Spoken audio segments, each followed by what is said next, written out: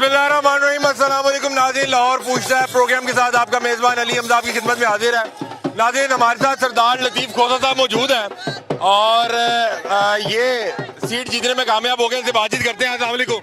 वालेकुम सलाम। सर, खैरियत से आप? अल्लाह का शुक्र। सर, सबसे पहले ये बताएं कि जहाँ इस अंदाज में झंडू फिर गया, आप अपनी सीट निकालने में कैसे कामयाब हो गए? लोगों की ताकत, अवाम की ताकत से, लोगों की ताकत से। सर, हमने देखा कि रात को कुछ रिजल्ट्स और आ रहे थे। ये 3-4 बजे के बाद ऐसा क्या हुआ कि रिजल्ट्स में इतनी तब्दीली आ गई? देखें, हमने वकीलों की टीम भेज दी थी।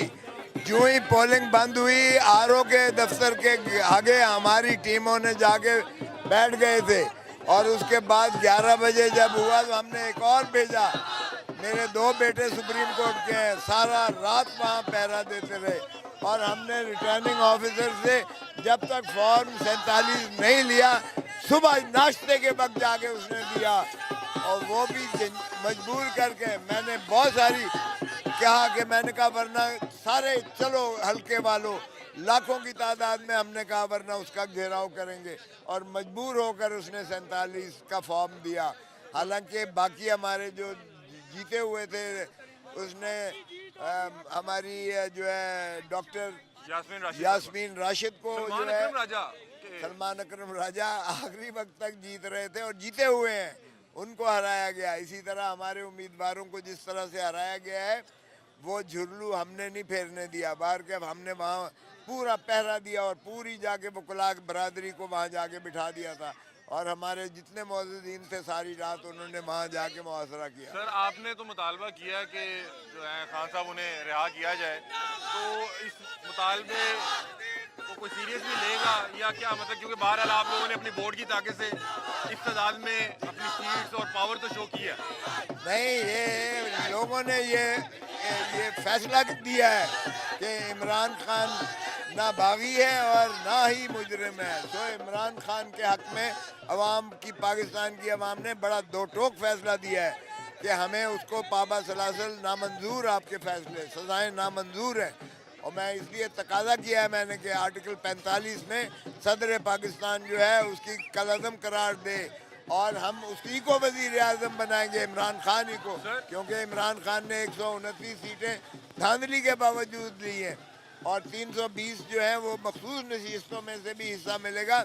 तो वैसे ही 170 जो मेजॉरिटी है उसकी सिंपल। मियां नवाज साहब जो है विक्ट्री स्पीच तैयार करके बैठे हुए हैं, ये क्या चीज़ सेलिब्रेट कर रहे हैं वो लोग? मियां नवाज शरीफ आपको अनकरीब जाते हुए नजर आएंगे और कहेंगे मुझे क्यों बुलाया। और यार, शर्म तुमको मगर नहीं आती? हारे हो, बेईमानी से तुम्हें जोरी से जिताया गया है। तुम्हारा क्या ख्याल है कि कौम मंजूर मानेगी इस बात को? तुम्हारी अपनी ज़मीर अंदर से तुम्हें मलामत करिए।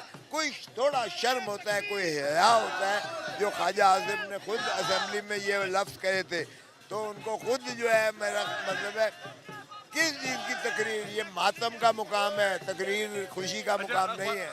सरदार साहब, ख्वाजा साद रफीक साहब ने आपको जो है मुबारकबाद दी है। आप इस चीज़ को कैसे देखते हैं? देखें, आप बड़े दिल से अपनी हार तस्लीम कर रहे हैं। मैंने उन्हें वापसी में मैंने कहा कि जो इस सियासी निज़ाम के साथ इस मुल्क में हो रहा है, आइए खुदारा एक हम जो है ट्रूथ एंड रिकन्सिलिएशन कमीशन बनाएं और उसमें हम इहाता करें कि सियासतदान क्यों अपनी दाढ़ी गैरों के हाथ में। ये जो सपोर्ट आपको मिल रही है जीतने के बाद, जिस तरह से यहाँ पे जश्न मनाया जा रहा है, यार प्यार करते हैं लोग। कोई मेरा एस्कॉर्ट नहीं है, कोई गनमैन नहीं है, कोई पुलिस नहीं है, कोई ऐसी चीज़ नहीं है। लोगों का प्यार है जो उमड़ के आता है। इलेक्शन से पहले भी इसी तरह होता था, जब आप जाते थे हल्के में मेला लग जाता था। इलेक्शन के बाद भी। अच्छा सरदार साहब, इख्तिताम पे आपसे एक सवाल पूछना चाह रहा हूँ कि मैं भी एक मुस्लिम लीग नून के रहनुमा से मिला, वो बड़े पुर उम्मीद है कि हमने इनके जो है ना आज़ाद उम्मीदवार तोड़ लेने हैं। तो ये जो आप पे नजरें लगा के बैठी हुई हैं दोनों जमातें, तो आप लोगों के पास क्या प्लान है? यार, पागलों की दुनिया में रहने में तो कोई रोक नहीं सकता है। तुम्हारा क्या ख्याल है कि हम जैसे बंदे वो इन गधों को के साथ जाते हैं, चोर डाकू लुटेरों के साथ जाते हैं, धरती माँ को लूटने वाले के साथ जाते हैं? हमारा कोई बंदा नहीं टूटने वाला। जो टूटने थे वो टूट चुके, जो गद्दार थे वो गद्दारी कर चुके, जो टाउट थे वो टाउटी कर चुके, जो किसी के गुमाश्ते थे वो गुमाश्ते हो चुके। और जो लोटे हैं उनके जमानतें जब्त हुई हैं, आपने देख ही लिया है।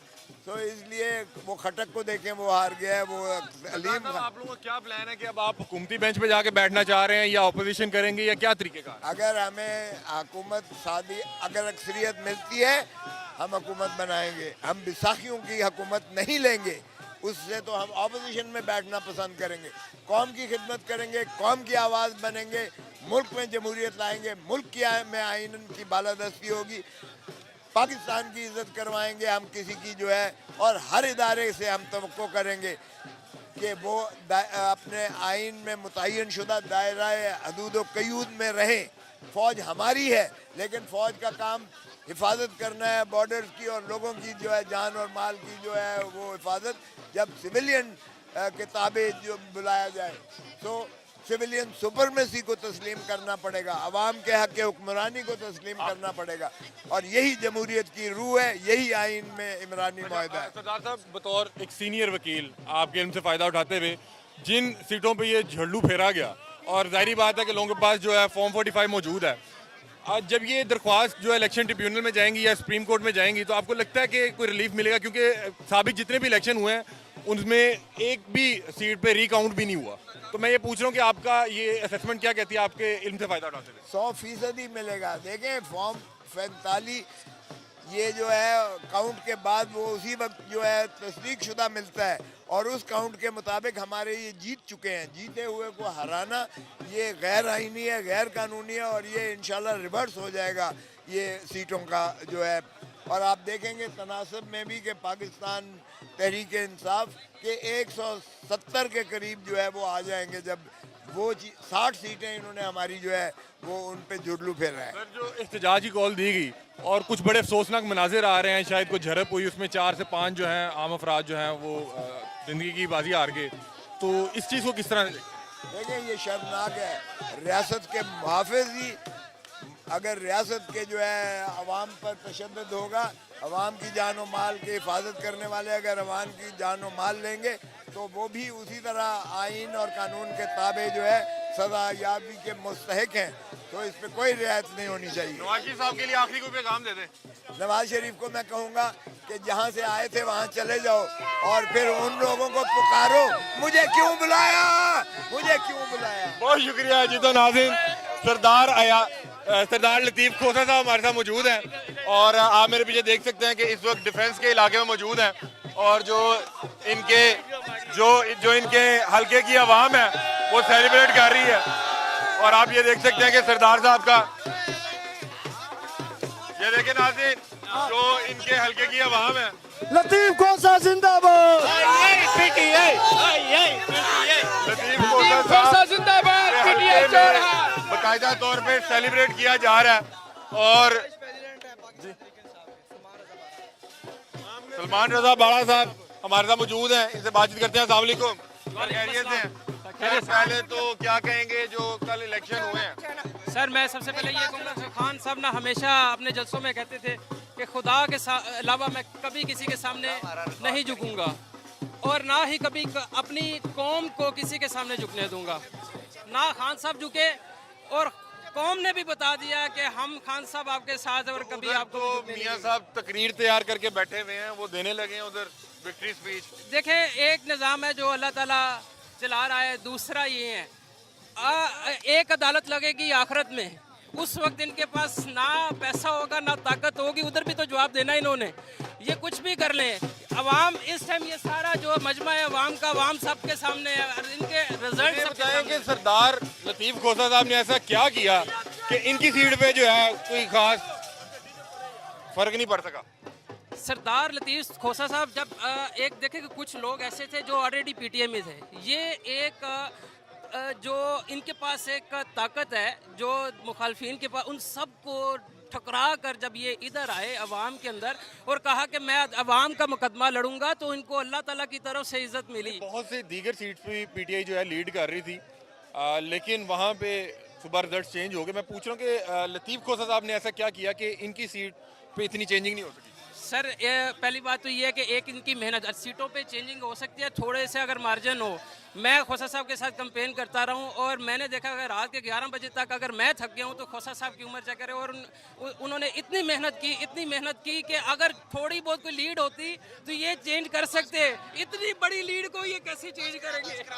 नाज़रीन, यहाँ पे जो उनके हल्के की आवाम है वो यहाँ पे बाकायदा तौर पे भंगड़ा कर रही है।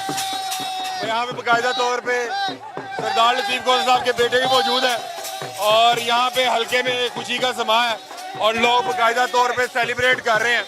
लतीफ़ खोसा साहब को भी लोग मिल मिल के मुबारकबादें दे रहे हैं और जो उनके हल्के की आवाम है वो भंगड़े डाल रही है और बाकायदा तौर पे खोसा साहब को वेलकम कर रहे हैं। सरदार साहब खुश भी हैं और बाकायदा तौर पे आवाम में मौजूद हैं। आवाम उन्हें मुबारकबाद भी दे रही है और यहाँ पे भंगड़े, ढोल और फूल की पत्तियाँ, ये देखें,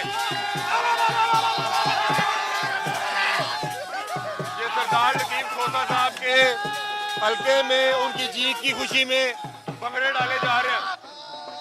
लतीफ खोसा साहब जिंदाबाद। बहुत शुक्रिया, बहुत शुक्रिया।